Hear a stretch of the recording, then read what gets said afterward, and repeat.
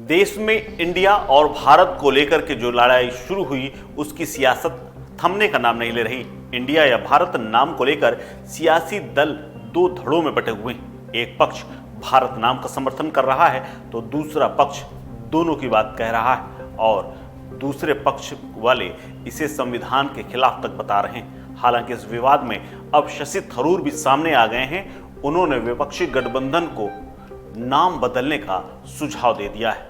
दरअसल नाम इसलिए बदलने का सुझाव दिया गया है ताकि वो इंडिया के बाद अब भारत की तरफ शिफ्ट हो सके।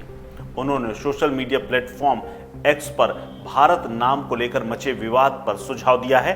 कांग्रेस सांसद शशि थरूर ने लिखा है कि हम कल के भारत की बेहतरी, सद्भाव और जिम्मेदारी को देखते हुए खुद को गठबंधन कह सकते हैं, तभी शायद सत्ताधारी दल नाम बदलने के इस घिनौने खेल को खेलना बंद करेगा। वहीं कांग्रेस नेता शशि थरूर ने विपक्षी गठबंधन को नया नाम सुझाते हुए ट्विटर यानी एक्स पर लिखा कि हम निश्चित रूप से खुद को alliance for betterment, harmony and responsible advancement for tomorrow Bharat कह सकते हैं, तब शायद सत्तारूढ़ पार्टी नाम बदलने के इस घृणित खेल को रोक सकती है। Alliance for betterment, harmony and responsible advancement for tomorrow का मतलब है कल के लिए बेहतरी, सद्भाव और जिम्मेदार उन्नति के लिए गठबंधन। वहीं भारतीय राष्ट्रीय विकासात्मक समावेशी गठबंधन, जिसका फुल फॉर्म है इंडिया INDIA, जिसमें 26 दल शामिल हैं। इससे पहले शशि थरूर ने G20 के डिनर के निमंत्रण पर प्रेसिडेंट ऑफ भारत का नाम लिखा होने पर अपनी प्रतिक्रिया दी थी। कांग्रेस नेता शशि थरूर ने कहा था कि इंडिया को भारत कहने में कोई आपत्ति नहीं है और भारत को इंडिया कहने में कोई आपत्ति नहीं है, संवैधानिक आपत्ति नहीं है। इसीलिए उन्हें उम्मीद है कि सरकार इतनी बड़ी गलती नहीं करेगी कि इंडिया नाम को पूरी तरह से त्याग दे, जिसकी बड़ी ब्रांड वैल्यू है। कांग्रेस सांसद शशि थरूर ने पाकिस्तान के संस्थापक मोहम्मद अली जिन्ना के नाम पर भी जिक्र किया और उन्होंने दावा किया था कि उन्होंने इंडिया नाम पर आपत्ति जताई थी।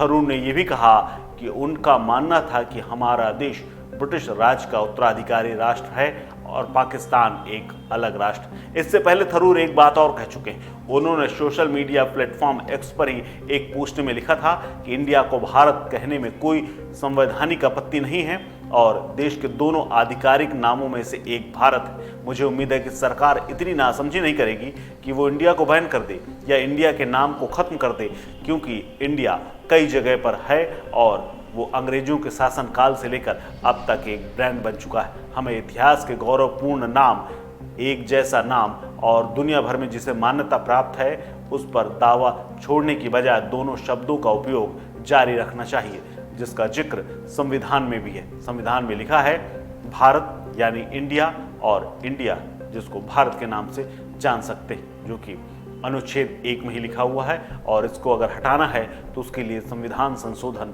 करना होगा। चूंकि पार्टी सरकार सत्ता में जो बैठी है वो पूर्ण बहुमत में है, ऐसे में वो ऐसा कदम उठा सकती है और लोकसभा में तो कम से कम ये कर ही सकती है। राज्यसभा में भले ही इसको लेकर आपत्ति हो जाए। इस खबर में फिलहाल इतना ही। अपडेट्स के लिए बने रहिए वन इंडिया हिंदी के साथ। नमस्कार।